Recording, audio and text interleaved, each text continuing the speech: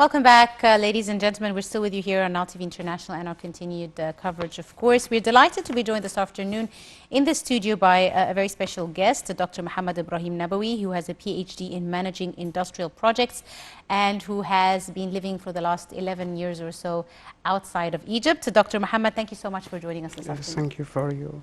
It's an honor to me to be with you and to be in the official television. Thank you so much, Dr. Muhammad. Now, as an Egyptian who's lived abroad, and you said from 2009, 2010 Yes. till this year, which is a good 11 years overseas, you must have a very interesting perspective because you are an Egyptian expat who has been monitoring everything that's been going on inside Egypt over the last few years or so. Tell me a bit about your perception of the changes in political life that have taken place over the last 10 years or so, especially being an Egyptian expat living abroad. At the first of the revolution of 2011, we all of Egyptian abroad was very afraid about his families and his country, Egypt, in danger. And we saw many bad revolutions and many bad effects of revolution around the world. We think what will happen in the next day, and there was every day have a new. Every day I woke up, I can't sleep. I woke up, open TV, watch what happened in Egypt. I can't work, I can't sleep. Just to follow. Watching home. Yes, just to follow what happened in Egypt. Yes. So now you've seen all the changes and the political changes and the leadership changes inside Egypt. You took part in the elections abroad as an Egyptian expat. You voted in the elections, whether it was the presidential or the parliament, etc. Yes, sure. Tell me about your experience. Yes, in the last 5 years, I feel my voice it was considered. My voice have a value now. I can make a change in my country. Okay, no problem. I can travel 300 kilometers for put my vote and for vote for the best one who can represent me. This was when you were living in Saudi Arabia? Yes, living in Saudi Arabia and living in Germany also. And you used to travel a long distance? Yes, in Germany I traveled from Munich to Berlin. Okay, that's it's a long trip. Yes, yes.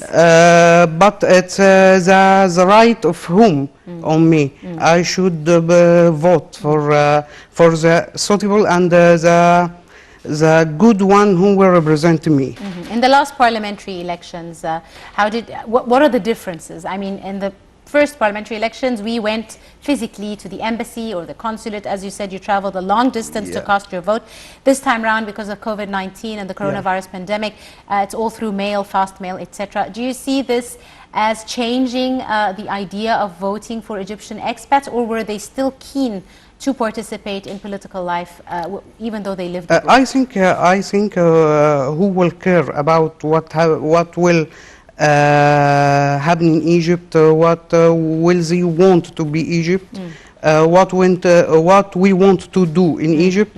I think he will not be afraid from COVID-19 or other virus or any problem. He will go and participate and vote for the best. Absolutely right. Doctor, tell me, lots of people who live abroad always come back home sooner or later. You studied abroad, you have your PhD in industrial management of industrial projects. And you were in Germany. You got your PhD from Germany? Yes, from Germany, and I have the honor degree, honor PhD degree from the British College in Baghdad. Okay, so you have studied abroad, you could have worked abroad or so, but you were back home. Tell me why. My home, my family, I can't live without them. I want to be good. I wanted to arrive to the best goals I search for from graduation until now. But whom have right on me? I should come back. And here in Egypt these days, all of people, all of investors want to come to Egypt.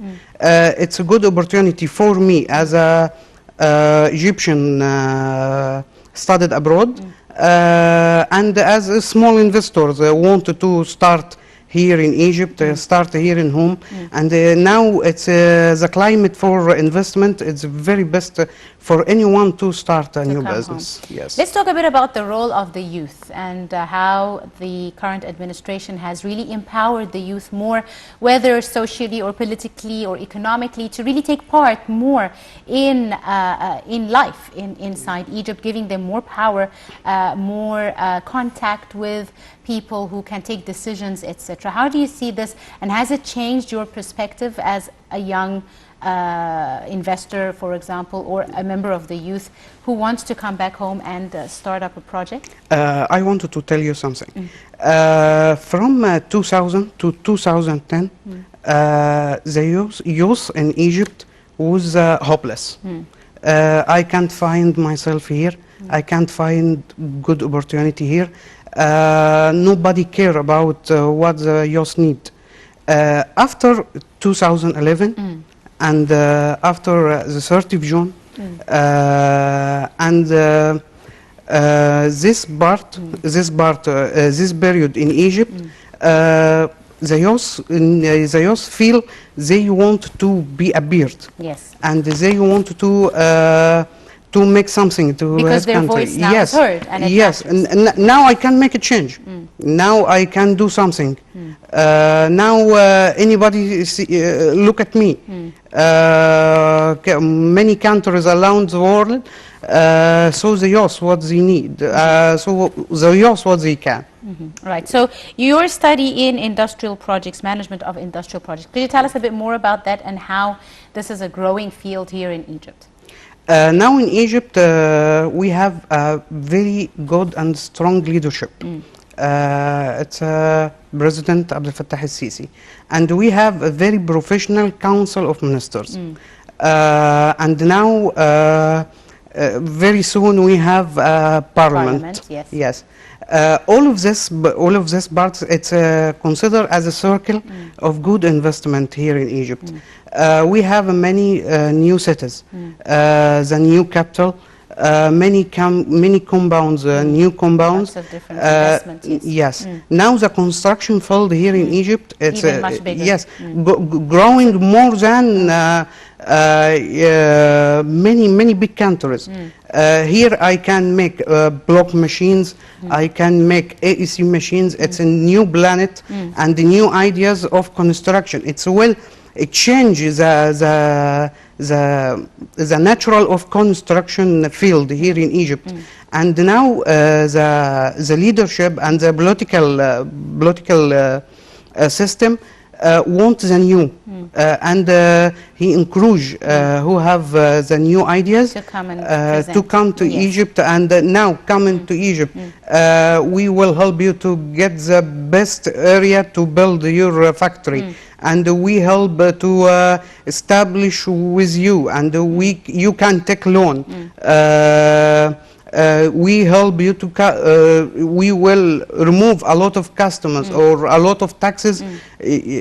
All incentives. Yes. At last years, it was very huge expense to any investor. I will come to Egypt, I will pay. In many fields, in many doors, I will pay. But now, now investors feel safe. Absolutely. Dr. Mohammed, let's talk a bit about, you lived a bit of the COVID-19 pandemic abroad. Yes. You've seen, for example, you were in Germany, a total lockdown, almost entire collapse of the economy, total stalling of every single project. Unlike here, we had a softer approach, more different decisions, not total lockdown, just a slowdown, just major projects still, but with precautionary measures still ongoing. How, if you were to compare the two approaches of the two countries and their consequent economic downfalls and consequences, how do you see the handling of the situation back home? In Germany and in Gulf area, which I lived, the natural people is different. The nature. Here in Egypt, we have a social system. Yes. Is different, different more than any other country. And in Germany, okay, it's COVID-19. The government will help me to live. Okay, I will stay in home. But here in Egypt, we have many problems. We are more than 100 million. All of people go out from his home. I wanted to work. Yeah. I wanted to earn money. But in Germany, it was different. I can go. I can stay at home, and I will get money from government. So with the social system in Egypt, I think the government manage this problem with the best way for Egypt. Absolutely. Yes, we can't act or we can't make like Germany. They have another system. Yes, and our economy managed to survive. Yes, we want to survive with management and with people. Absolutely. That's it. All right. I'd like to thank you very, very much, Dr. Muhammad Ibrahim Nabawi, PhD in Managing Industrial Projects. Thank you so much for coming in this afternoon, and thank you for your insight. Thank you. Ladies and gentlemen, that's all the time we have for today's edition and our special coverage. Thank you very much for joining us. You're in the company of myself, Angie Meher. Many thanks for watching.